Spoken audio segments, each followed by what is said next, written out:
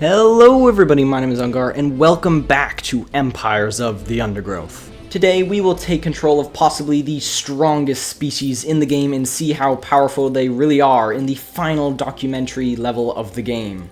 I am of course talking about 5.3, in which we take control of the new termites and all the unique abilities possessed only by their colonies. Will we be able to face off against endless raids of Matabele ants who revive dead ants and specialize in killing our kind, while at the same time competing with two other termite colonies for resources? We won't be safe underground either, as stink ants raid from below. Oh, and since we are playing on the max difficulty, we can't forget about the giant Emperor Scorpion, who will periodically bulldoze into our nest. This level has us constantly at our limits with its swarms of all different enemy types from all different sides, combined with the complex food processing mechanic of the termites. This will be one of the most intense, and in my opinion, most fun level in the whole campaign. So, without further ado, let's get into it. Alright, we start of course by opening our YouTube Formicarium colony, and once it loads we will go into the mission selector. All the way from 1.1 to 5.2 and FC5. 5.3, Last Mound Standing, is the last mission we have yet to fully complete. An interesting level, as no other tier features a third documentary mission or a secondary focal species. In this case, the termites.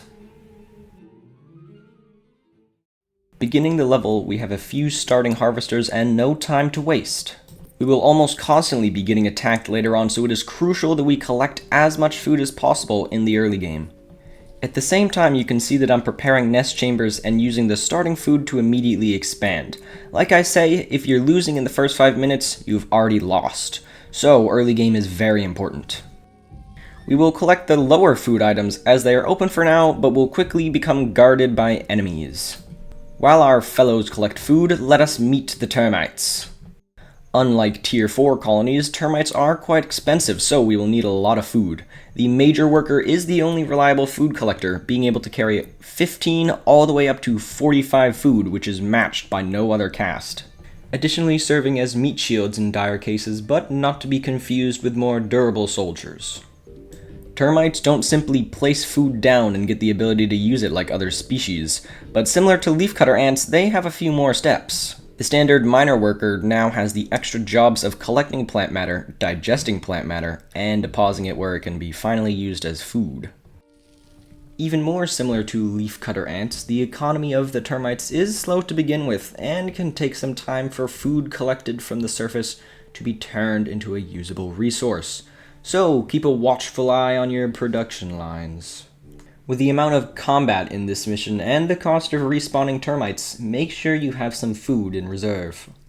The savannah is a dangerous place where everyone wants to eat termites, so the soldier castes are imperative to the survival of the colony.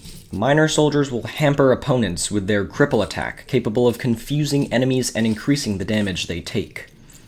Cheap to produce and quite powerful, these little guys will serve as the bulk of your army, and without them, victory would not come so easily.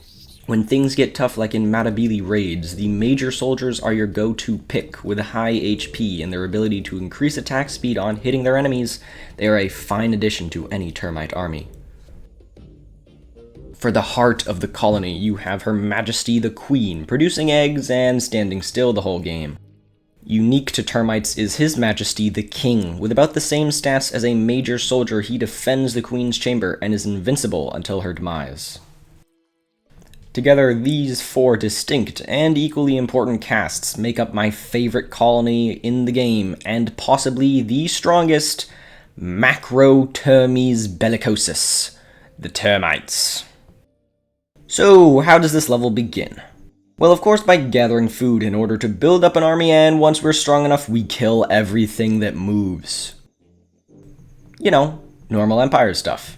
A good strategy is to upgrade the major workers, as you get the same food collecting price as building another one, but it is easier to control their marker and costs no food for hatching. We do this until we have about 7 level 2 major workers, and then it is time to add a few minor soldiers, as earwigs, who love being the strongest basic enemy in the game, are now roaming about and ruining my day.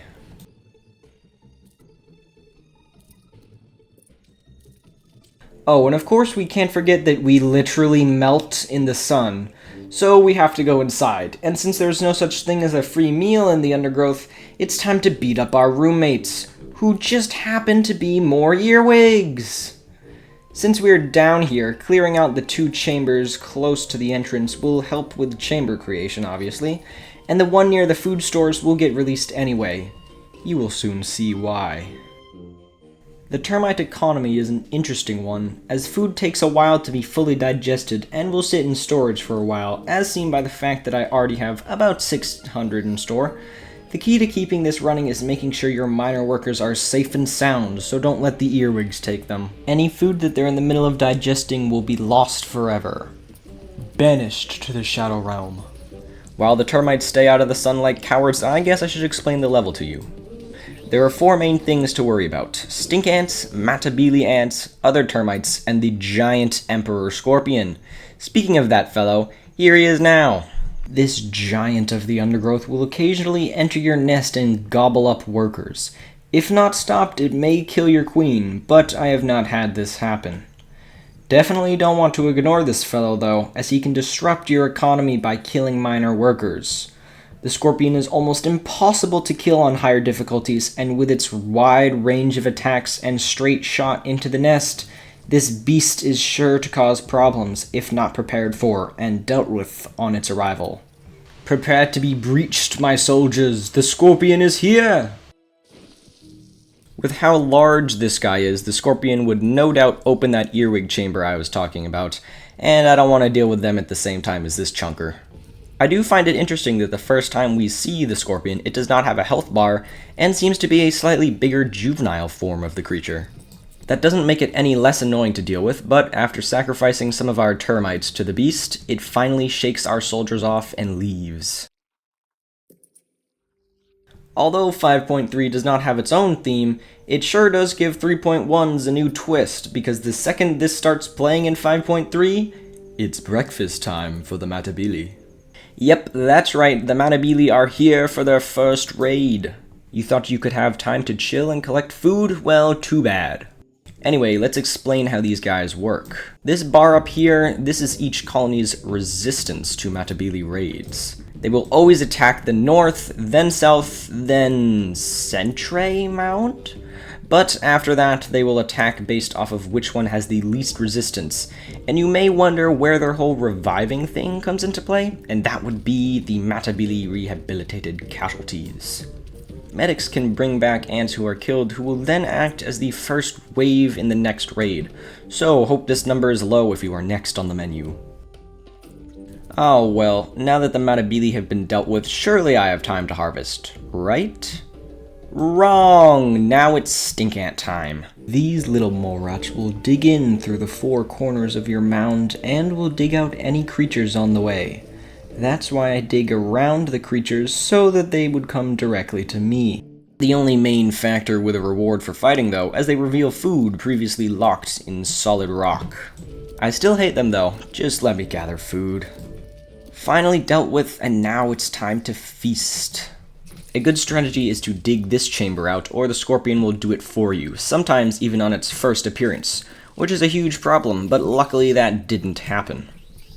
Just listen to those earwigs suffer. It feels so good. Wait a minute, I just thought of something. Why does the scorpion come from the yellow mound and return to the yellow mound, but attacks only us, leaving yellow alone? I love this level.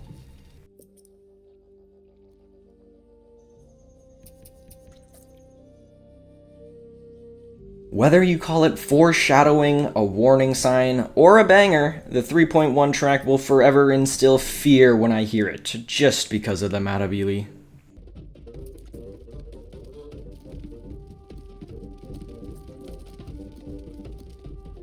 Look at them run, clutching the bodies of their dead as my soldiers kill any unable to flee. I'm actually going insane. While trapped inside from the midday sun, it is the perfect time to gather underground food. It's not like we can go outside because our termites are just odd-shaped popsicles. I usually find the 2 scorpion chambers to be easy to defeat, yet with high rewards, so go for those if possible. Yeah, the sun went away, but now it's time for the stink ants to raid us. How fun! I just love toads. If they were ants, gave no food, and attacked in huge swarms. Oh, 2 raids this time. Even better. I hate the scorpion. Leave me alone. Let me eat, please. One of these days, I will destroy that critter. Anyway, time to work on my crumbling economy. Leveling my miner workers makes them digest faster and create 50% more food than they should, which is kinda cool, you know? Honestly, who thought of banning the surface for half the level, and then decided that that's a good idea? And then decided it's also a good idea to throw in a Matabele raid directly after that. Once again, the tunes of battle echo over the savannah, for the termites know that a raid is imminent, and it's time to drive them back.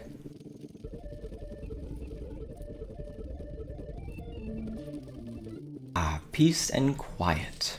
I hate this level. Welp, Scorpion dealt with for the 100th time, and hey, now that my eco is maxed and so is my miner soldier count, it's time to bring out the big guns, major soldiers.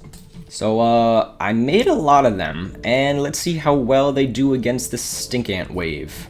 Absolutely destroyed. And this one pulverized. Cripple crapple.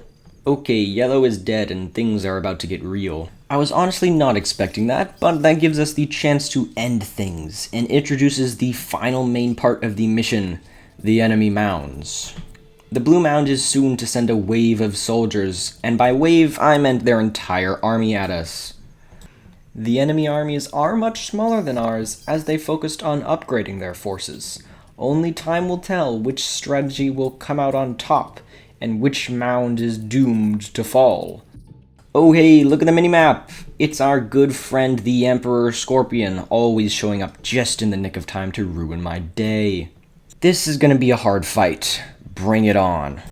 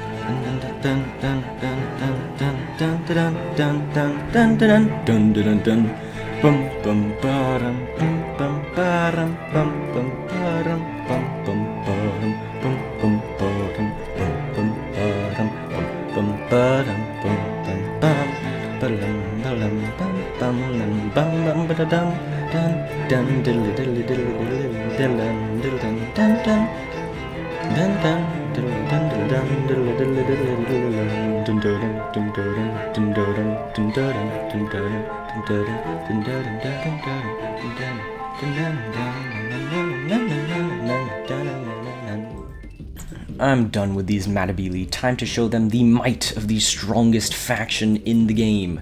It's time to lock in, go ham, and finish off every last critter who has ever messed with the great termite empire. To show how powerful we have become, even after that gruesome duel, we will fight the Matabele on the surface. Not one step back. Next threat? Stink ants, every last one decimated. Some may even say extinctified, because that is a word now, and we only have one threat left.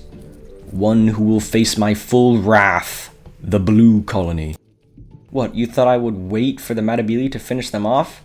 No, no, no. We are wrath. We are vengeance. We are termites. So-called defensive colony? No, these guys are beasts. Let's charge into their nest. Let's ignore the scorpion who is too late to stop me now. And let's enter the royal chamber and slaughter every last one of them. And that is how you win pretty much every level in the game, but this time around we did it with termites.